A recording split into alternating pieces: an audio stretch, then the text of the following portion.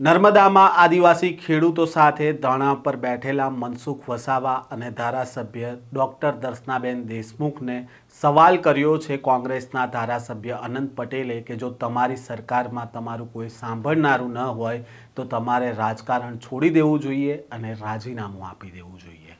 શું છે આ સમગ્ર મામલો, વાત કરીશું આ વિડીયોમાં। વૈષ્ણવજન તો તેને કહીએ જે પીડ પરાઈ જાનાને રે। નમસ્કાર, નવજીવન ન્યૂઝમાં આપનું સ્વાગત છે। હું છું જયંત દાફડા।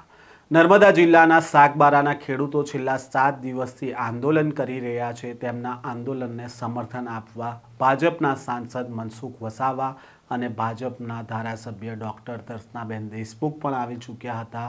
તેમણે ગાંધીનગર સુધી આ મામલાને લઈને રજૂઆત પણ કરી, પરંતુ તેમ છતાં હજી આ મામલાને લઈને કોઈ નિરાકરણ નથી આવ્યું। 2 દિવસ અગાઉ ડેડિયાપાડાના ધારાસભ્ય ચૈતર વસાવાના પત્ની અને ચૈતર વસાવાના સમર્થકો પણ અહીંયા પહોંચ્યા હતા ખોપી ગામે, અને જે ખેડૂતો આંદોલન કરી રહ્યા છે તેમને સમર્થન આપ્યું હતું। તો બીજી બાજુ મનસુખ વસાવા પણ આ મામલાને લઈને મેદાને છે। તેવામાં કોંગ્રેસના ધારાસભ્ય અનંત પટેલ આજે ત્યાં પહોંચ્યા હતા અને આંદોલન કરી રહેલા ખેડૂતો સાથે તેમણે વાત કરી હતી, અને આ મામલાને લઈને અનંત પટેલે શું કહ્યું છે તે પણ સાંભળો। મારી એસીએફ જોડે વાત થઈ, જ્યારે આગેવાનો આવે છે, વિરોધ પક્ષના નેતા આવે છે, અમે અત્યારે વર્તમાન ધારાસભ્ય છીએ, માજી ધારાસભ્ય છે, જિલ્લાના આગેવાનો જ્યારે આવે છે ત્યારે અહીં કોઈક ને કોઈક જંગલ ખાતાના કર્મચારીઓ આવવું જોઈએ અને અમારા જેવા જવાબદાર વ્યક્તિને બ્રીફ કરવું જોઈએ કે આ ઘટના કઈ રીતે બની અને કઈ રીતે થઈ।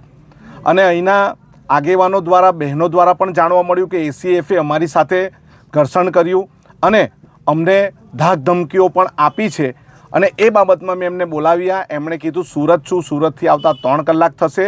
અમે એમ પણ એમને કીધું કે તમે અમને નવો સમય આપો અને અહીં બેસીને નિરાકરણ કરવા માટેનો સમય આપો, અમે તમારી સાથે વાતચીત કરવા તૈયાર છે। અને એમને અત્યારે પણ કીધું છે તમારા કોઈ આગેવાન નજીક હોય તો એમને પણ મોકલો। મતલબ આ સાગબારાના લોકોની સાથે, આદિવાસી સમાજના લોકોની સાથે, આસમાની ખેતી કરતા ખેડૂતોની સાથે અન્યાય થઈ રહ્યો એવું લાગે છે। માત્ર ને માત્ર રાજકીય કાવાદાવા, રાજકીય સ્ટન્ટ માટે અને પોતાની વોટ બેંક સાચવવા માટે અહીંના ખેડૂતોને હેરાન પરેશાન ભારતીય જનતા પાર્ટી કરે છે એવું લાગી રહ્યું છે। ભારતીય જનતા પાર્ટીના જે 2 નેતાઓ છે એ નાટક કરી રહ્યા છે એવું લાગી રહ્યું છે। મારી સરકાર હોય ને મારું નહીં સાંભળતી હોય ને ઉપવાસ પર બેહવું પડે, એના કરતાં તમારે ધારાસભ્યને સંસદ પદ જ છોડી દેવું જોઈએ।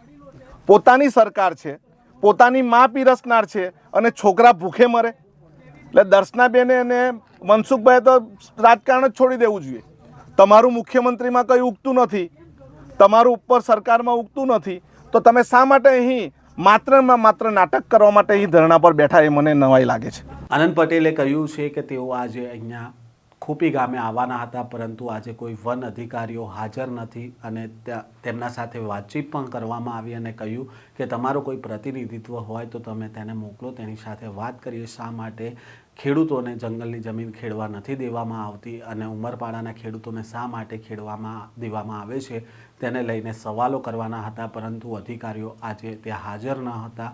તો બીજી બાજુ સાંસદ મનસુખ વસાવા અને ધારાસભ્ય ડોક્ટર દર્શનાબેન દેશમુખ પણ જે આંદોલનને સમર્થન કરી રહ્યા છે, પરંતુ હજી સુધી કોઈ નિરાકરણ નથી આવ્યું, તેને લઈને પણ અનંત પટેલે સવાલો ઉઠાવ્યા હતા કે જો તમારી સરકારમાં તમારું કોઈ સાંભળવાવાળું ન હોય તો તમારે રાજકારણ છોડી અને રાજીનામું આપી દેવું જોઈએ। હાલ નર્મદાના જિલ્લાના જે ખેડૂતો છે, જે જંગલની જમીનનો વિવાદ ચાલી રહ્યો છે, તે દિવસે ને દિવસે હવે ઉગ્ર બની રહ્યો છે। વિપક્ષના નેતાઓ ત્યાં પહોંચી રહ્યા છે અને સરકારને ઘેરવાનો પ્રયાસ કરી રહ્યા છે। આ પ્રકારના સમાચાર સાથે ફરી મળીશું। નવજીવન ન્યૂઝ સાથે જોડાયેલા રહેજો।